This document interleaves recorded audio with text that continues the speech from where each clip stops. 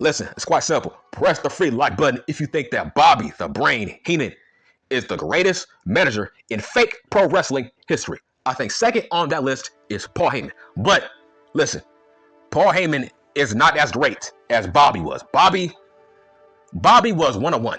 There's so many people trying to cosplay Bobby, but no, man. There's only one Bobby the Brain Heenan when it comes to being a manager of fake pro wrestling. You see, this is how sloppy all elite fake wrestling is. It's like people don't do their homework or the research when it comes to fake pro wrestling. Listen, why would Adam Coleslaw be the devil when he's on YouTube and Twitch being a goofball gamer?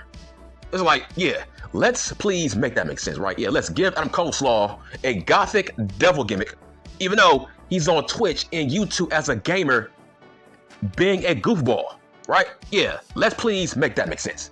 You know, look, listen, there's a reason why Adam Coleslaw has gotten away with being a gamer all these years as a heel. It's because Adam Coleslaw was a cool heel. So the fans gave him leeway for that. Fans gave him a hall pass. But, bro, you can't kill kayfabe. You can't give a guy a gothic, evil devil gimmick, and he's the biggest heel in the whole company, and he's on Twitch and YouTube as a geeky gamer, as a goofball. Yeah, let's please make that make sense. You know what? Maybe Adam Coleslaw is the devil, because that sounds like all elite fake wrestling. To be that stupid, to be that dumb. Yeah, let's turn Adam Coleslaw into the fucking devil, even though on Twitch and YouTube, he is a goofy, cringe gamer. Okay, okay. That sounds like all elite wrestling to me. Okay, maybe Adam Coleslaw is devil. That makes sense now. Yeah, because they don't know what the fuck they're doing, because, yeah, that makes no sense. So he might be the devil, because that don't make sense. That sounds like all elite wrestling. Yes, let's make Bray Wyatt a cult leader, even though he's on Twitch and YouTube as a gamer goofball. Okay, yeah, that makes sense. Even though that's never happened, right? Bruh, when you give a guy that kind of gimmick or character, kayfabe is important. He can't be on YouTube or Twitch as a goofball gamer anymore by that logic. You can't do it. He is an evil top heel now. He has to keep kayfabe alive, man. Kayfabe is important as an evil heel, not as a cool heel. An evil heel, man, you gotta keep kayfabe alive. You can't be on Twitch and fucking YouTube as a gamer, as a goofball. That makes no sense. So on TV, he's an evil top heel like a Bray Wyatt. But on Twitch and YouTube, he is a kitty gamer. Yeah, that makes sense, right? Now, let's talk about Don Callis. Listen, Don Callis, he is a very talented manager. But based on how he's booked, I don't think that Conman is doing his booking. Because I feel like Conman has put too much trust into Don Callis. Because I think Don Callis used to run TNA. So I think Don Callis is doing his own storylines right now as we speak. And that's the problem. I don't like how Don Callis is being used. And I think he's doing his own booking. Because I don't like his dynamic with Hobbs and with his whole entire group, his whole entire faction. And it's like, if it felt like Sammy G was trolling the audience when he cut his promo on Don Callis last night by saying that fans have forgotten that Hobbs beat Jericho. Fans have forgotten that Omega got beaten by fucking Take a Shit, right?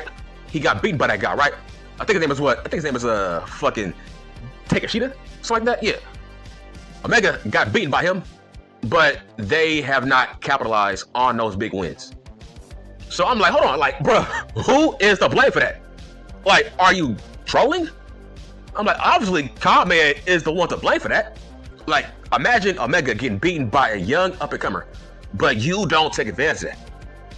That makes no sense. I'm like, bro, when it comes to Takeshita, he needs to be a top guy. He hasn't done shit since beating Omega. Hobbs has not done a damn thing since beating Jericho. That makes no sense. So, who is to blame for that? I blame Don Callis. Because, bro, he has to be doing this booking. This makes no sense. This is very, very TNA-like. I'm sorry. This makes no sense. Listen, he is trying to be a bootleg Bobby Heenan. And that's what I don't like, right? The Don Callis family, the Bobby Heenan family. Okay, yeah, man, we get it. You're a fanboy of Bobby Heenan, okay, but you don't get it. Bruh, he has missed the plot of what it means to being a fucking manager. It's like Don Callis, he's better when he's with one guy. This group is too big. Don Callis don't need a group. He needs one guy. It needs to be him and fucking Takeshita. It needs to be him and that Asian guy. That's it. Because, listen, let's talk about Heenan and his group. The reason his group was fucking special was because everybody got over. See, a lot of people don't know what it means to be a fucking manager. Don Callis has lost the mindset of what it means to be a fucking manager. Bruh, you can't take away the spotlight away from your clients. That's not how that works. You are going backwards. You ain't, dog, they are not getting over, but you are. But that makes no sense. Because yeah, we can hate Don all we want, right? But listen, he don't wrestle.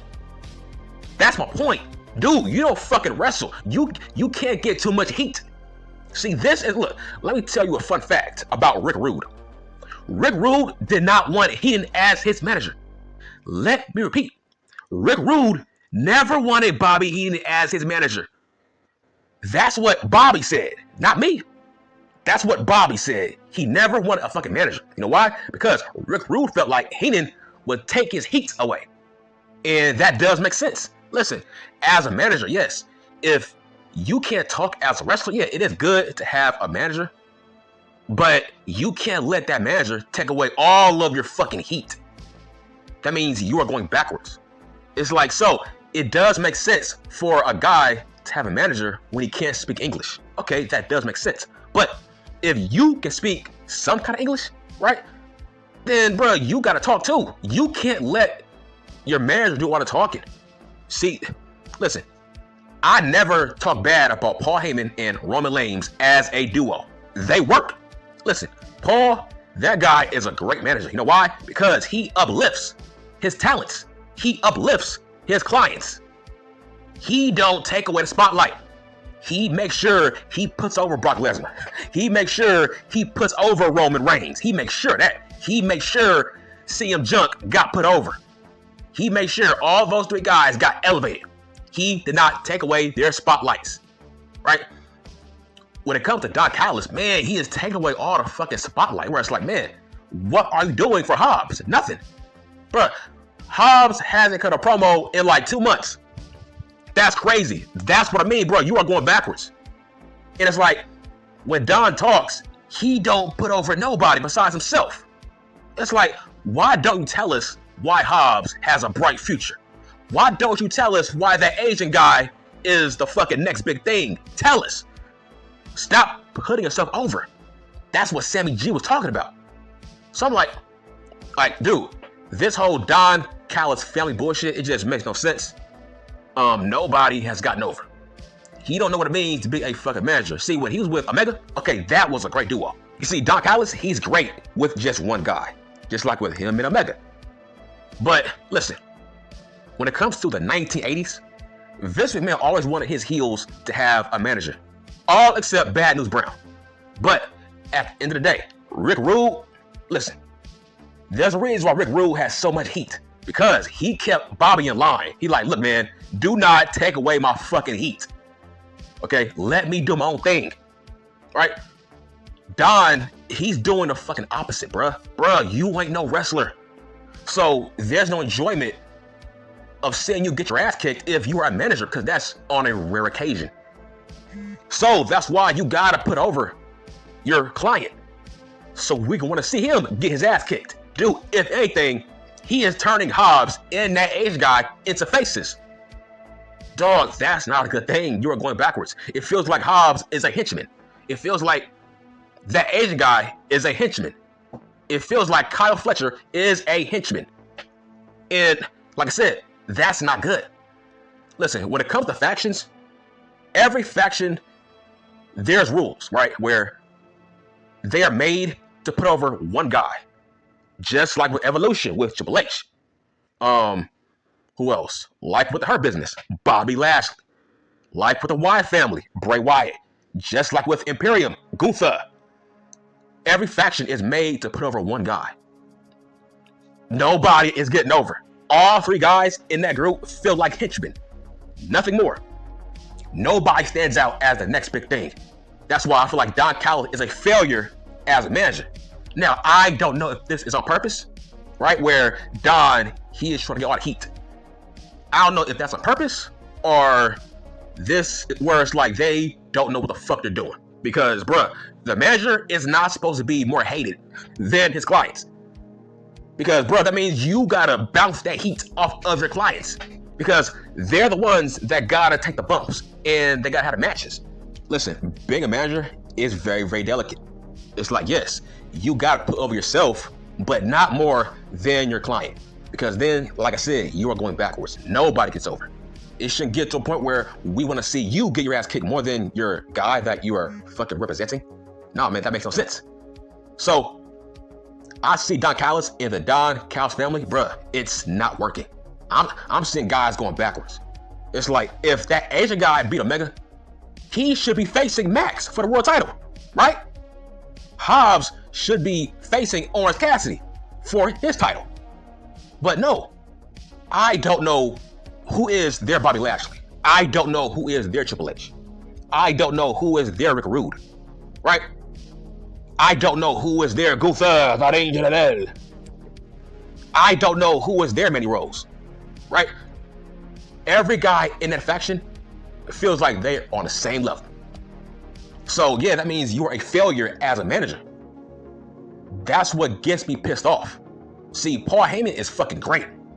Because, bruh, when he and Reigns are in the same ring, you never hear Paul talk. Never. That's a good thing. Because when Reigns ain't there, Paul puts him over. Even when he's not there, that's a good thing. Now, let's talk about Swerve and Prince Nana. That great duo. Great fucking duo, man. That's what I mean by Don Callis has to be booking this. Because Swerve has his own faction, but guess what? Their job is to put him over.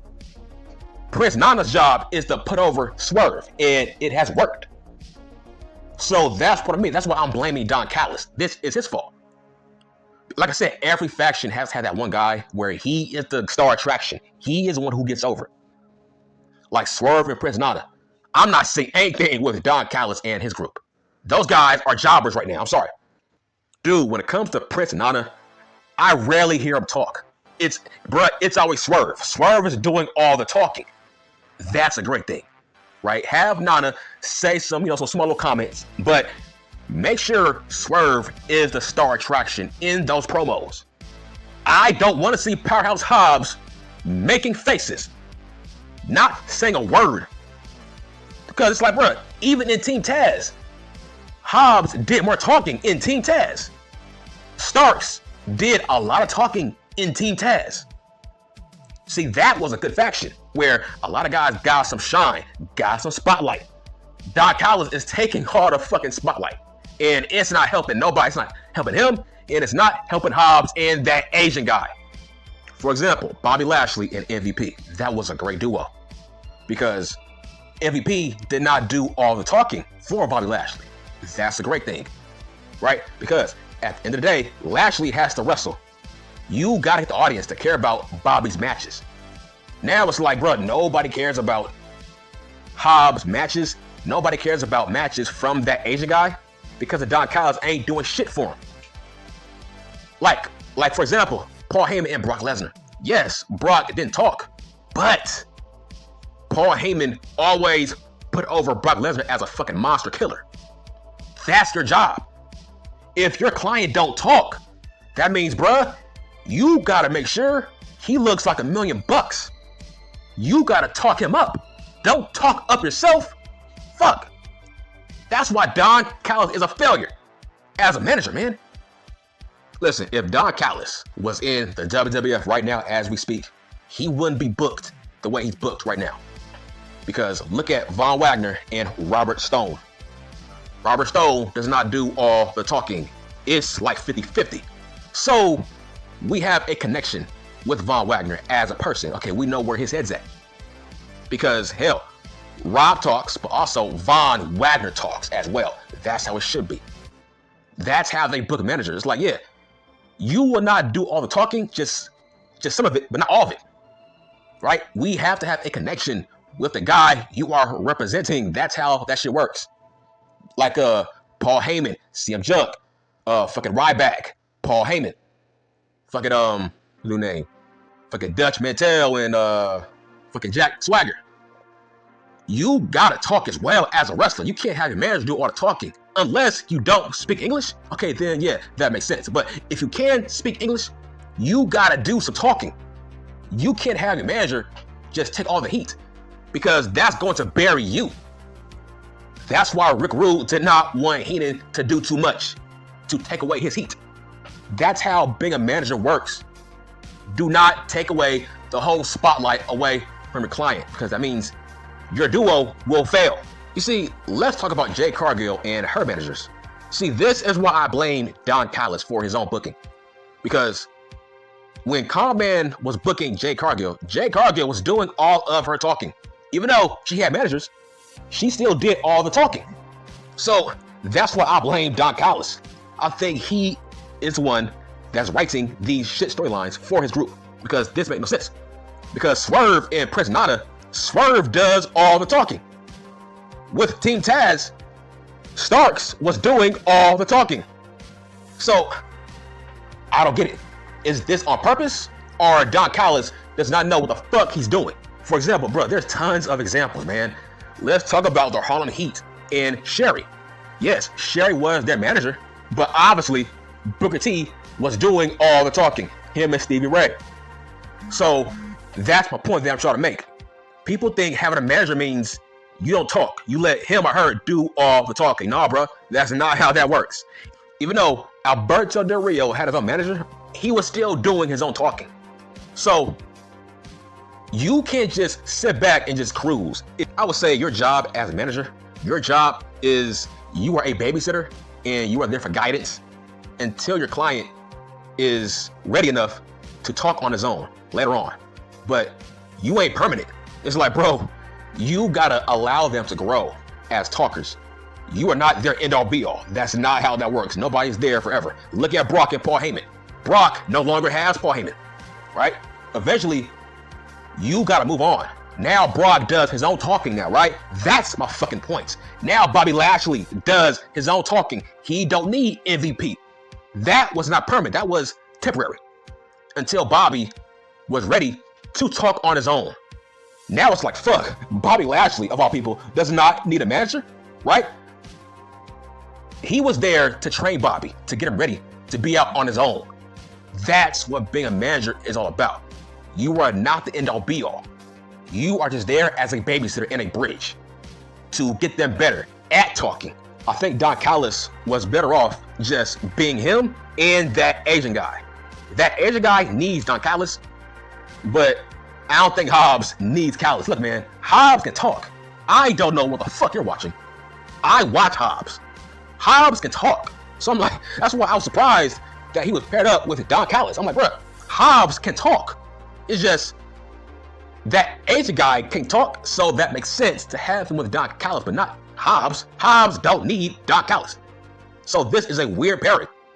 It's like Hobbs was better off just being by himself. Because right now, bruh, he beat Jericho, but nobody cares. Nobody remembers. That's not a good thing, man. That's it. I'm done.